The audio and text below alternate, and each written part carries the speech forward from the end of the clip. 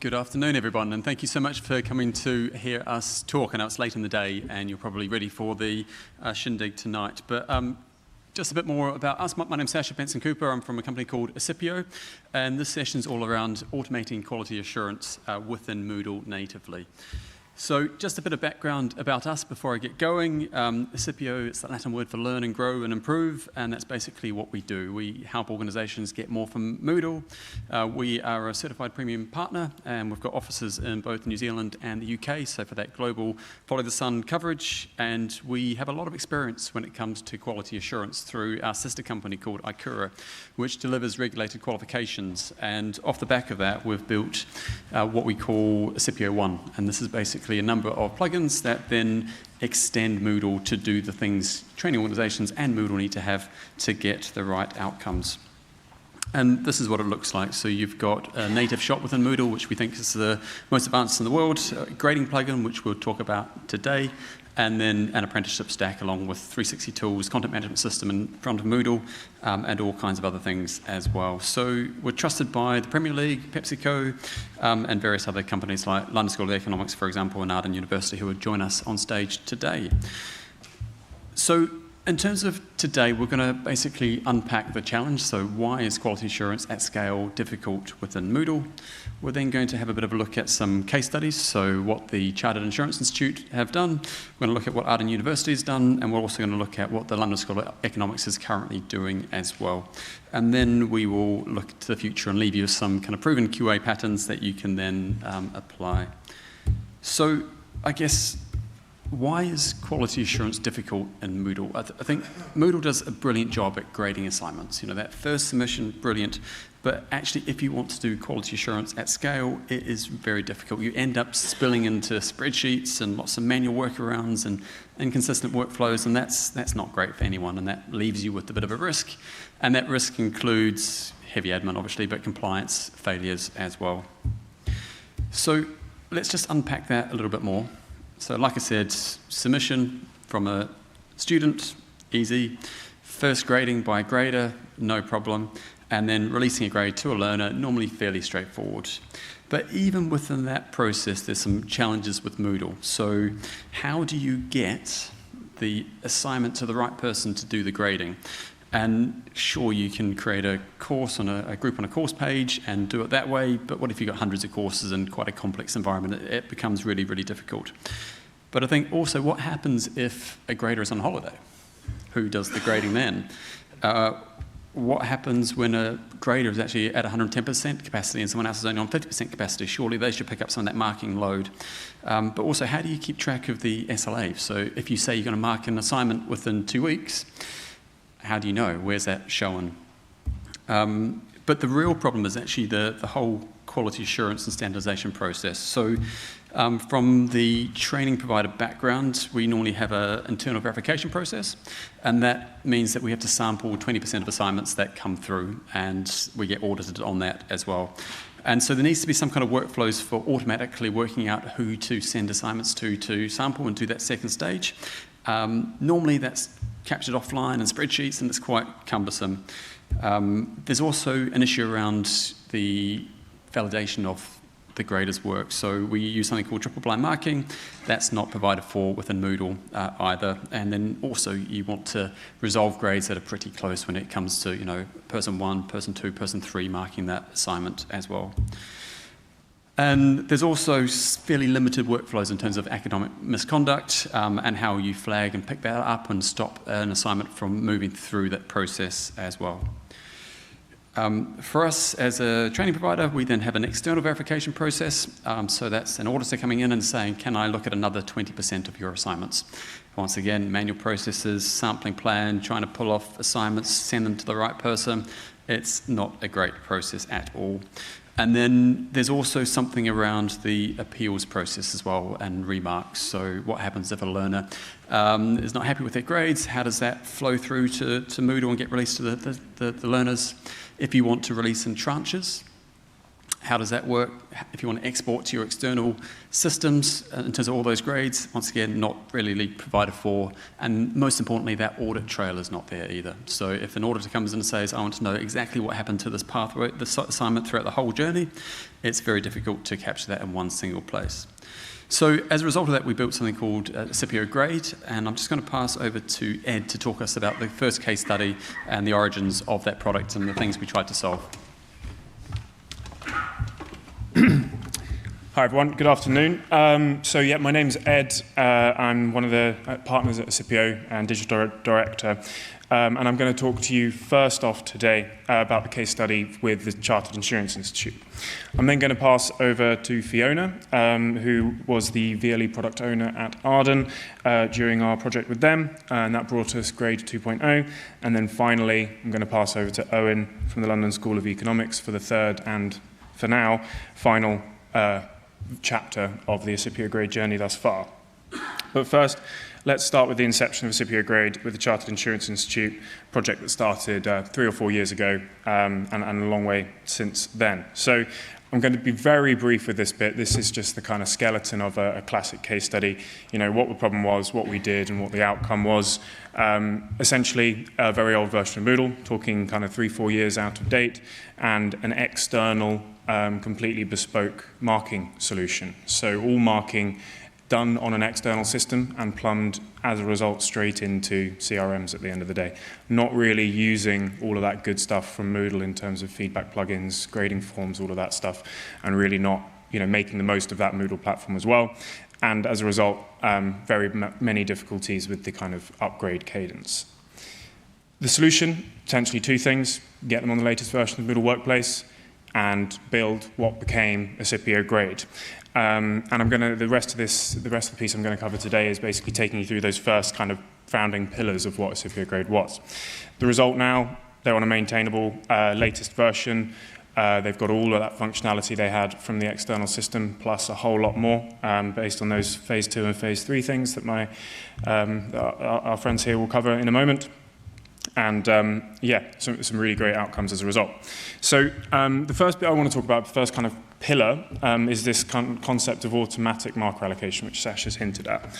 So this is the first way that we can make that QA at scale viable. If you have 10,000 submissions a term, and you're needing to manually assign each grader to them, it's beyond impractical. Especially if you're having to assign 2 graders to them and then find someone to sample their work and send that off to external examiners and all the rest of it.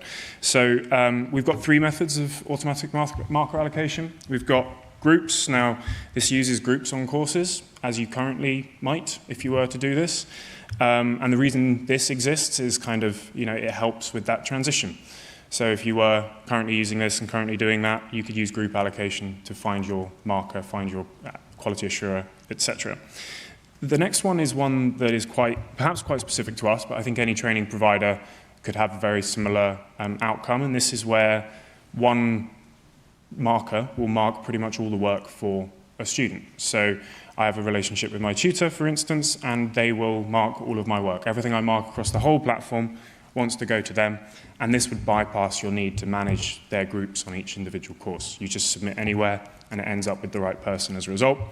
And the third and final one, which is actually the one we started with, is what you can see in the bottom half of that screenshot there, which is essentially, this person is a grader on this course, and it will automatically assign the submission to the grader with the lowest capacity, the least used capacity on that course who is applicable. And as Sascha's mentioned, handles things like upcoming unavailability. It also handles when you're a new marker and everything you mark should be looked at by a second pair of eyes. The second bit that really kind of pulls things together in a different manner than assignments do out of the box. And there's two aspects to this. The first is the submissions dashboard. So getting a view of all assessment in the whole system in one place is very difficult in Moodle. You go into each assignment, you can see the submissions, you can see the status of them, you can see the grades, but if you have 5 assignments on one course, you have to go into each of them individually. If you have hundreds of courses, you have to go into all of them individually. Grading flow pulls that all, or grade pulls that all into one interface and shows you the status and the cross-section, filterable of course, of all submissions in essentially all history. The other bit that this does, and you can see it in that status column there, is part of the automation concept is not just assigning to a marker, it's when marking is finished, moving it to the next status and finding the next person for that next status. So it's automating not just who's getting what, but also pushing it through that workflow, through that pipeline, and eventually to that 0.6 and that resulting. The third point of automation is, of course, in regard to sampling. So there's two kind of key bits here. With CII, everything is individual. So I'm a user, I will submit, and my submission goes in isolation. What Fiona and Eoin are going to talk about is the second part of that, which is when the more traditional university example, where 30 students might submit together, or 100 students might submit together. And we want to automatically generate a representative sample of that set of submissions. So we might want some of the high ones, some of the low ones, people who've failed, for instance, all of that sort of stuff, build that sample and get it to the right person. And that's all configurable through various rules. As Sascha's mentioned as well, this kind of SLA concept is quite a big one.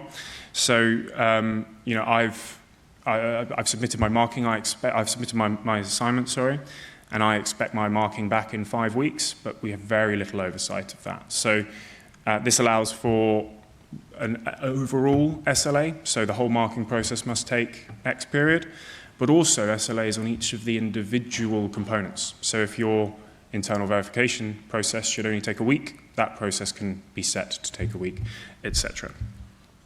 Finally, in terms of integrity safeguards, directly integrates with Turnitin. We're looking at other plagiarism integrations as well, and there are various sub-workflows that can kick off as a result of that flagging as well. Sascha's also mentioned audit tracking, so everything is audited, everything is logged, all actions that you take or the system takes are logged, and you get that full historical picture. And you can also leave internal comments to say, I've done X because Y, and all of that sort of stuff to really kind of, you know, entrench the journey that submission went on. Of course, there's also things like archiving grades. All grades that are given to this assignment, even if they aren't part of the final resultant grade, are recorded, tracked, and retained. The final bit is just around kind of the advanced QA pieces. So blind marking being one thing, obviously that is something that Moodle has natively, but Sascha's mentioned triple blind. Most people would talk about double blind, so two markers not seeing each other's marks and the auto-resulting of that. We talk about triple blind because you can do that exact same concept with 3 markers and auto-resolution and all of that as a result. We have this concept of where there's a conflict and how we resolve that. So there's a process to agree grades, all of that sort of thing. And the submissions can be open for remark. We go through the workflow, be subject to appeals, and eventually, obviously, get exported and result to the end. Now, that's the end of what I'm going to take you through today, but I'm going to pass over to Fiona to take you through a bit of the Arden example. Thank you.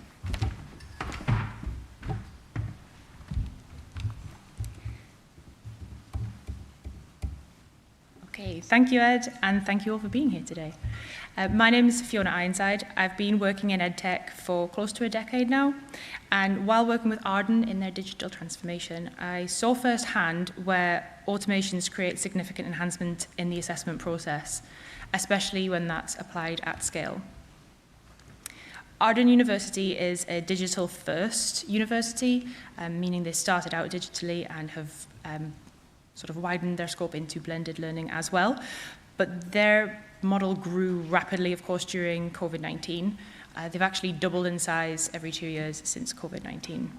They also have a fairly unorthodox submission schedule. So they have 3 teaching blocks a year, and after each one, all students who are studying submit a fairly hefty submission at that time. They were relying on home-built systems for the 8 years since their inception until I joined them. These became insufficient once that scaling process started, and they started to realize that 40,000 plus students per year at scale was too lofty for their home-built system.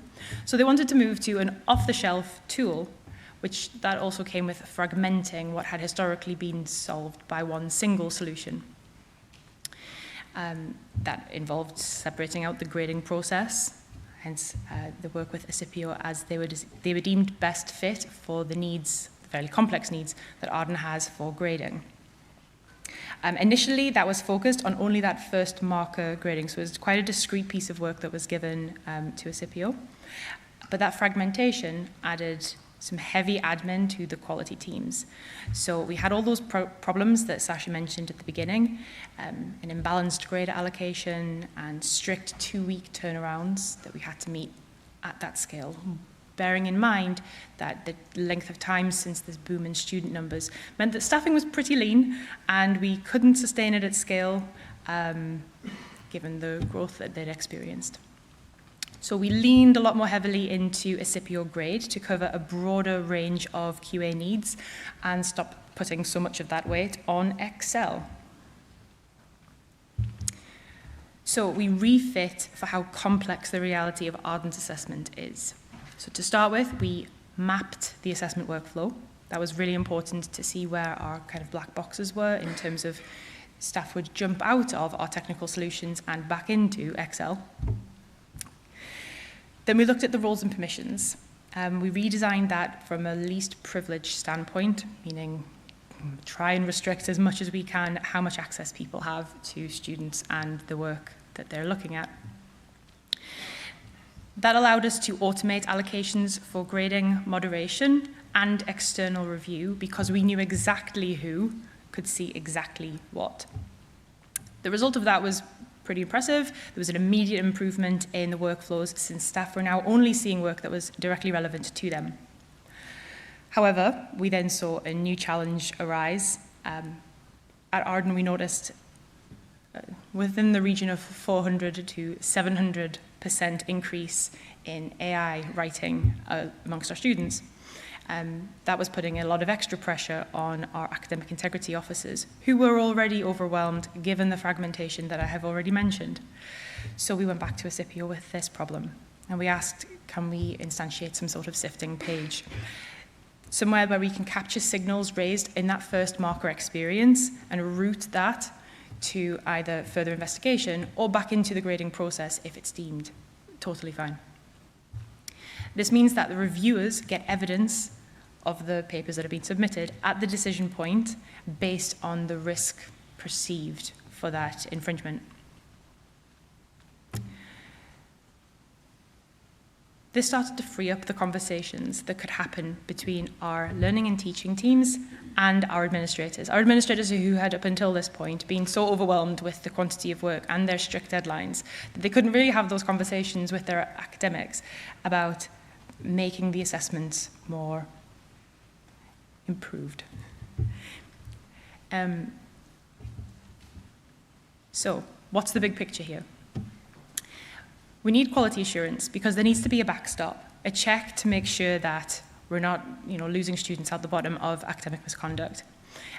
We also need to make sure that we can capture evidence of student work correctly. So for this part, we have the quality assurance that Accipio provided us. With that assurance in place, staff can start to collaborate, either amongst themselves, with students, with alumni, to make sure that they are creating assessments that are fit for purpose. And in our final tier, we get to quality enhancement. We can evolve beyond just assurance or collaboration and focus on assessment design itself, ensuring the highest quality of standards that are met. Using assurance as the foundation and then innovating to improve on those assessments, we aim to push students forward to keep pace with industry and review quality not as something to protect the institution, but more like something that we use to pursue quality. So with that, I'll pass over to Eoin from the London School of Economics.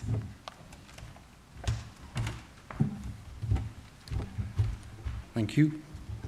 I have to apologise to start off with if this is a bit rambling, because that's my nature, but also I'm kind of in the middle of all of this work right now, and maybe I shouldn't even really be here. Yeah, so this case study is us trying to improve our assessment platform, which we're taking as Moodle. So the challenge was that we wanted stronger grading workflows, but still keeping our current hosting provider. So our hosting provider, I see some red shirts, is Catalyst. But we're going to be using a plugin provided by Accipio, and usefully, the two of them managed to work out a very accommodating arrangement. We've been working with Ed to extend Accipio grade because as great as it is, it didn't necessarily meet all of our requirements out of the box. That's because of what some might say is the exceptional nature of LSE. I'm going to tell you more about the project. Okay. So this is the project. The project is called the Assessment Platform Improvement Project. It actually went through a bit of a renaming. It was originally called the Assessment Platform Integration Project, but we've had to pause the integration work, so we're just focusing on the improvement part right now, and hopefully we'll get back to the integration part. It's known to its friends as APIP.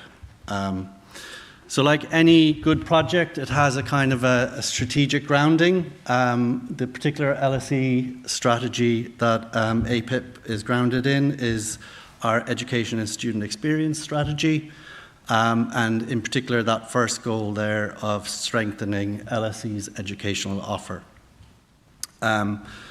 So we've already done some very good work around this in relation to enhancing our Moodle. So like I said, we moved a few years ago to Catalyst as an external host, and we've also recently introduced a new theme.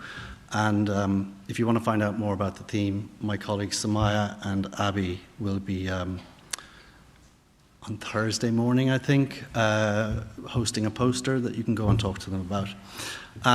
But APIP sits within the bit of this kind of wanting to digitize the assessment and feedback lifecycle.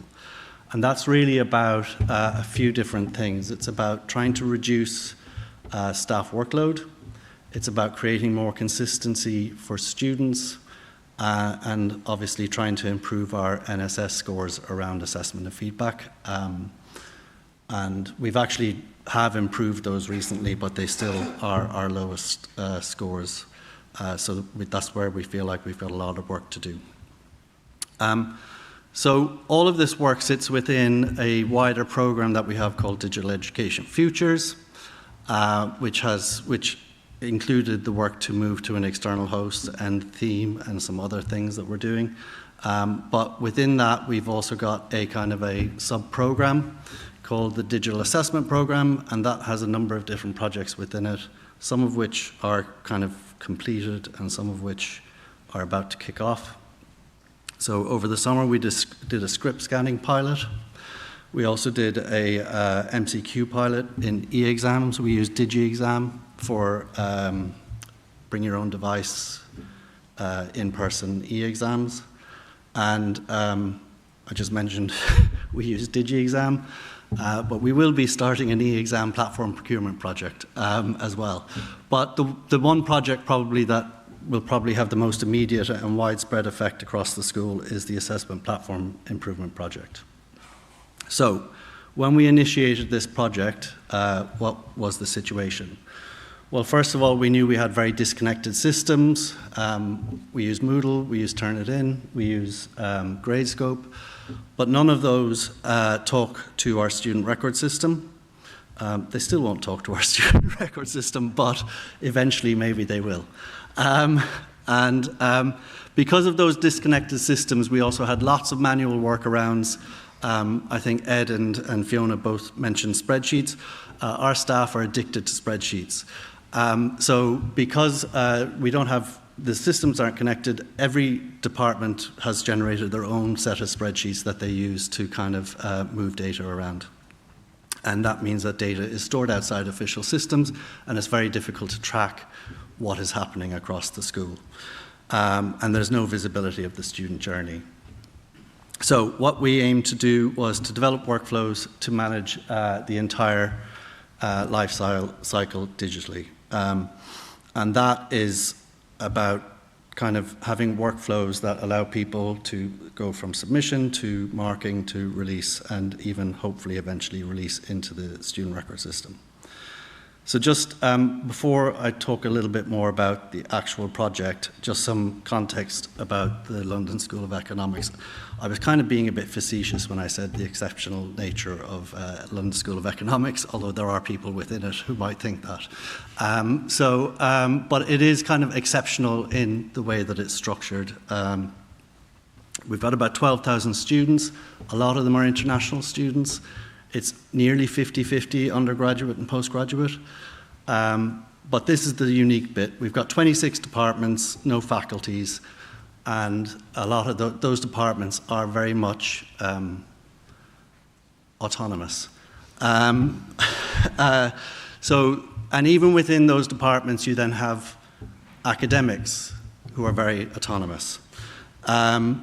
We have over 250 programs, and within those programs, we have an awful lot of optionality. So students can take courses within a program that actually they might be taking courses across 3 different departments, okay?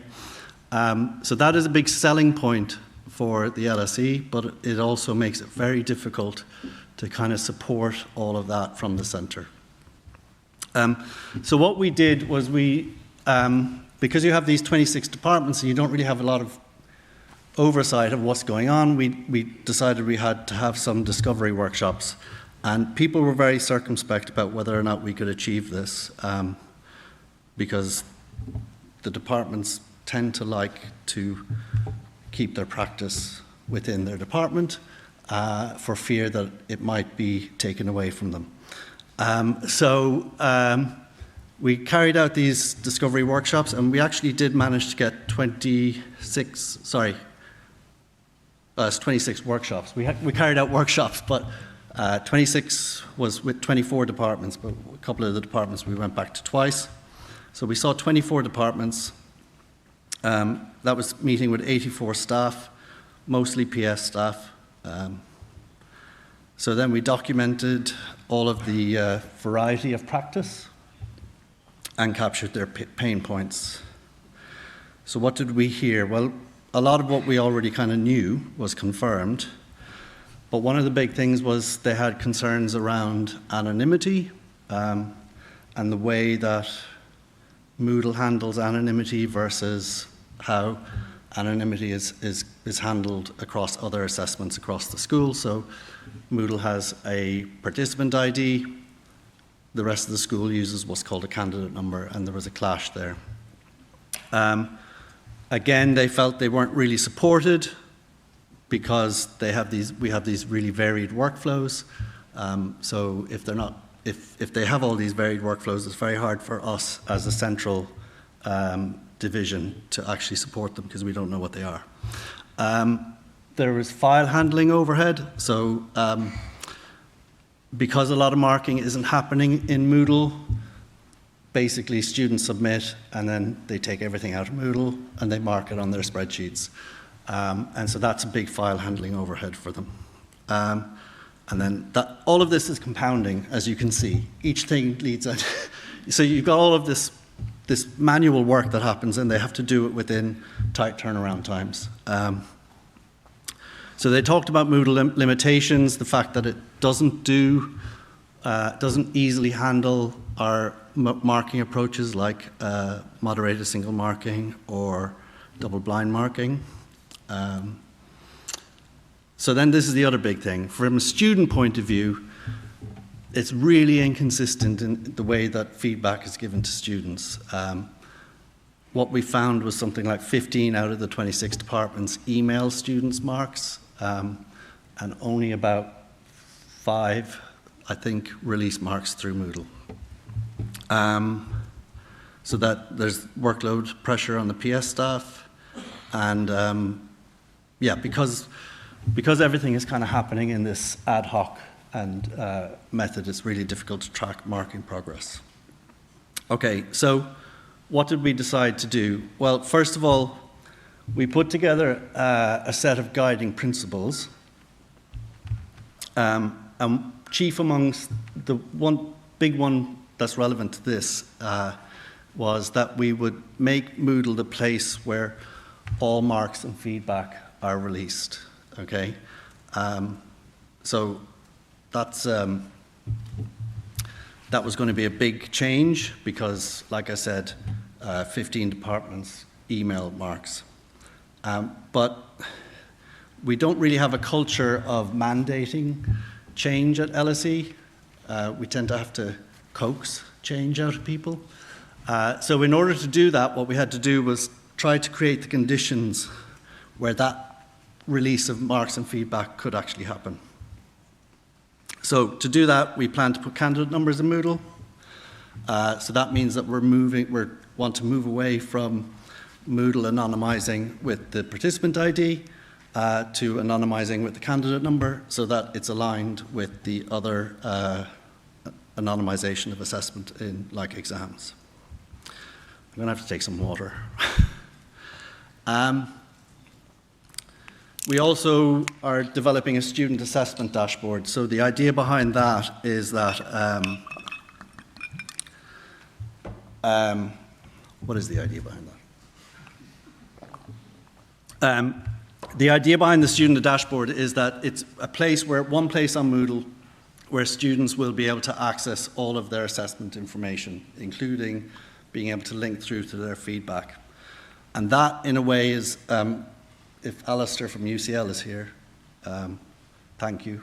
I've kind of taken it, we took inspiration from him because he developed something similar for UCL, and that was the justification he gave for that was that that UCL would encourage markers to feed back on time. But I'm kind of hoping that this student assessment dashboard will just encourage, because students will have the expectation to find their marks and feedback there, that it'll encourage the departments to put the marks and feedback into Moodle and do the marking in Moodle. Right, final thing is then the plugin to enhance Moodle's assignment activity. And that's where we came across grade. So we initially explored a kind of a custom build option, but we discounted that. It was too costly, not very sustainable, and not in line with our technology architecture principles. So where we privilege licensing over build. So we identified Accipio grade, talked to Ed, and realized that many of our requirements were met out of the box. One of the major requirements that wasn't met, though, was offline marking capability. One of the things that we learned through the discovery workshops was that our academics want to have the option to be able to mark while they're offline. They don't want to have to be online to mark. So that was something that we felt that if we want them to mark using Moodle, we have to provide that. The other thing that I haven't got here is Ed and Fiona talked about having this site-wide view of everything and everything being managed at a site level. We actually don't want that. To some extent we want it, but we want, because we have 26 different departments, we need to give them some kind of control. So we're devolving a lot of the functionality down to category level so that the departments can control it. So some challenges. First of all, the timeline.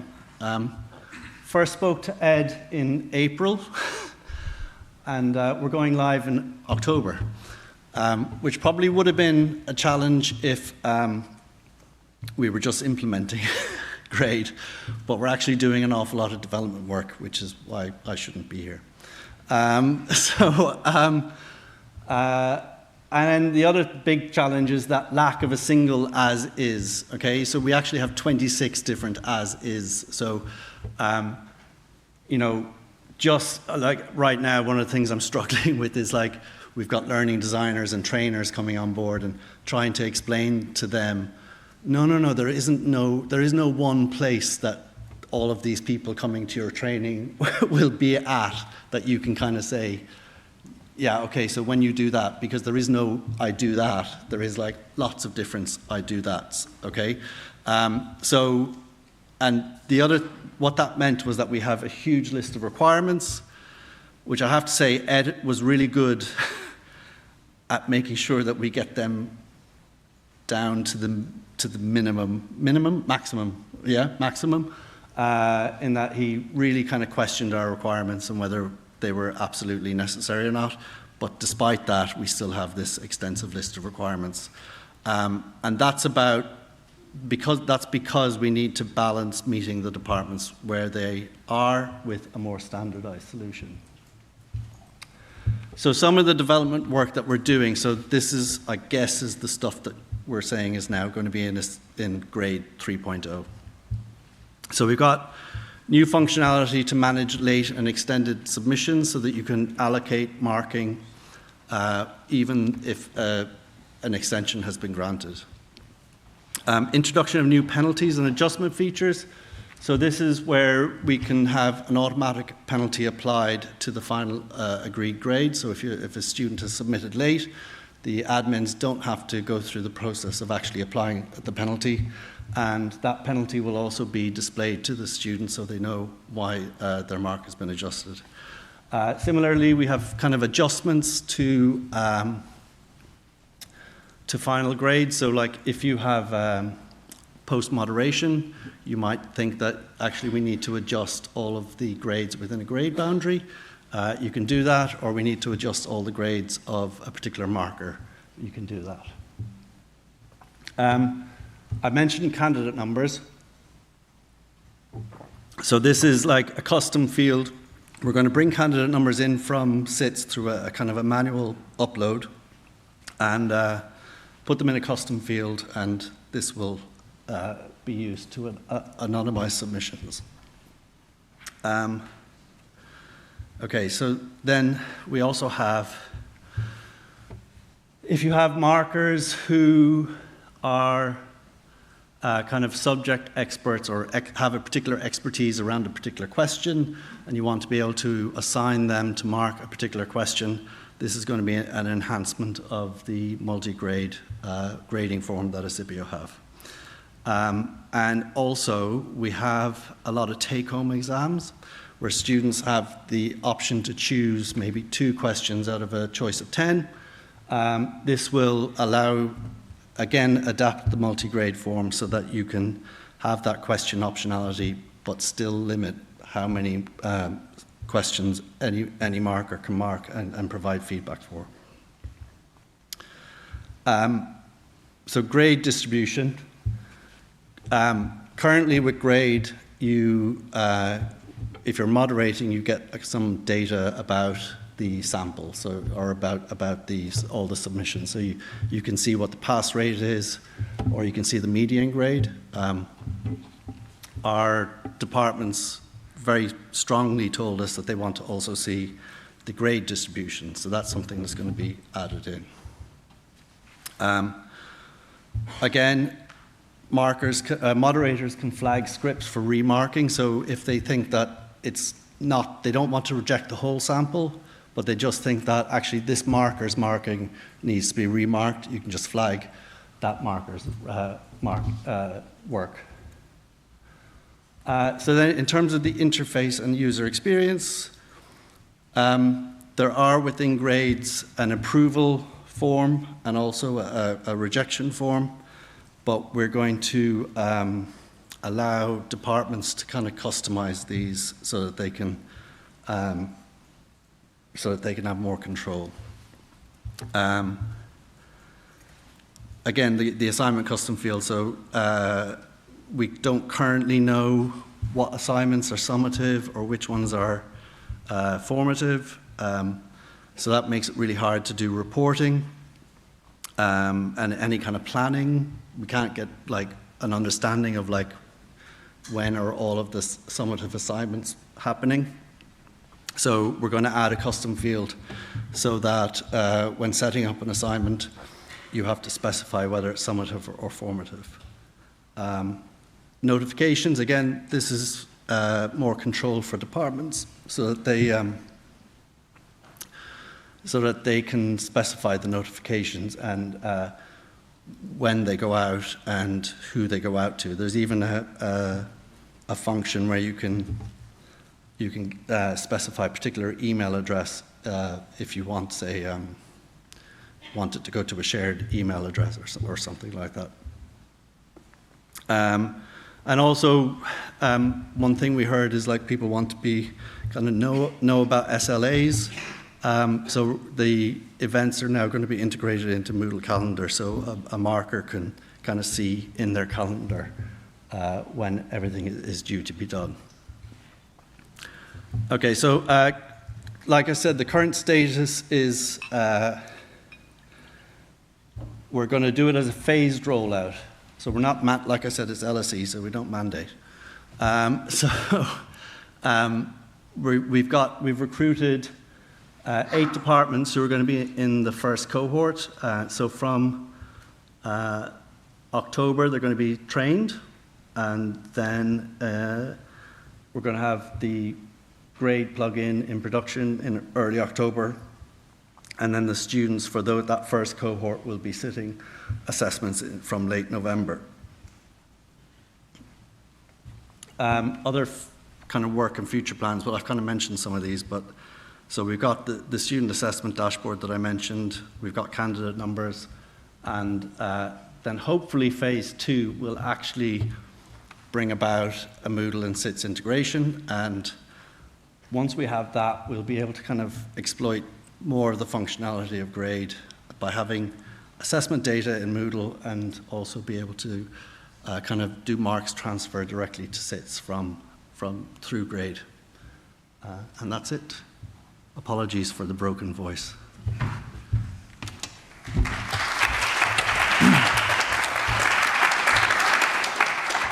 Thank you all. I'm just going to very quickly wrap up and say a little bit about the future. So we've talked about all these bits in terms of smart allocation, automation that we can realise, and things about blind marking, appeals, and the kind of straight to export stuff that Eoin is talking about at the end there.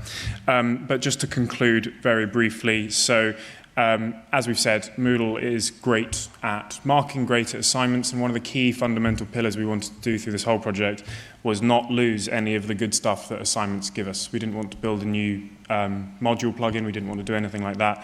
We wanted to use all that good stuff and just kind of add to it, essentially. The kind of the product being in process for 4 or 5 years, and this version 3.0 launching, as we say, in a matter of weeks.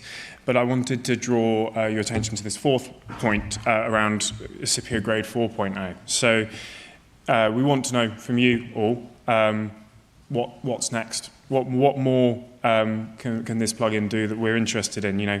AI grading, these are things we're looking at, perhaps AI QA. So you do the first marking, and an AI will do some of the quality assurance on that. Where can we take it next? And if you have any thoughts on that, please do come and get in touch or drop us a note or whatever else. But for now, thank you all for your time, and happy to field any questions.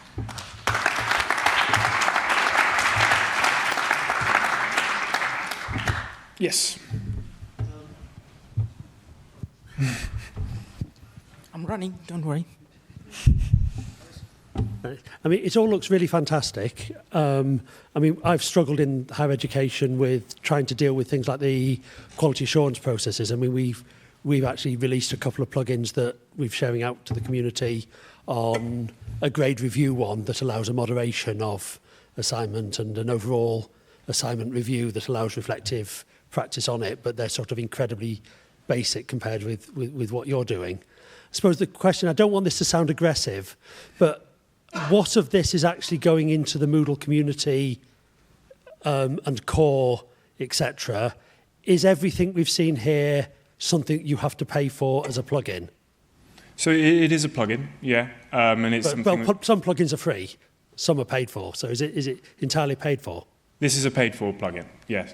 I think the key thing to note, though, is that this isn't, you have to come to us to use this plugin. The 3 examples we've gone through today, CII is one that we work with CII and we host that platform. Arden, they self-host, and we provide the platform, the plugin to them.